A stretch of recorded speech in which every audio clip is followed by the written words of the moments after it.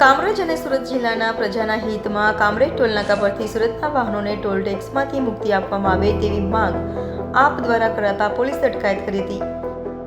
કામરેજ અને સુરત જિલ્લાની પ્રજાના હિત માટે કાયમ લડત આપનાર, કામરેજની જનતાનો અવાજ સરકાર સુધી પહોંચાડનાર એવા કામરેજ તાલુકા પંચાયત વિપક્ષ નેતા અને આપ અગ્રણી જેડી કથેરિયાની કામરેજ ટોલનાકા પાસે પોલીસ દ્વારા અટકાયત કરવામાં આવી.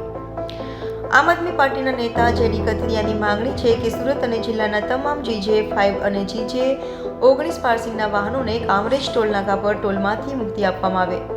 તમામ કાર્યકરોને કામરેજ પોલીસ સ્ટેશન ખાતે લાવવામાં આવ્યા છે. તો એક દિવસ પહેલા સુરત મહાનગરપાલિકા વિપક્ષ નેતા પાયલ સાકરિયા, ઉપનેતા મહેશભાઈ અણગઢ, વિપક્ષ દંડક રચનાબેન હિરપરા સહિતના કોર્પોરેટરોએ પણ જેડી કથિરિયાની વ્યાજબી માંગણીને સમર્થન આપ્યું હતું. આમ આદમી પાર્ટી જનતાનો અવાજ બનીને બેરી સરકારના કાન સુધી પહોંચાડવામાં હંમેશા અગ્રેસર ભૂમિકા ભજવતી આવી છે. ભવિષ્યમાં પણ લોકોના પ્રશ્નો બાબતે અગ્રીમ લડત આપશે.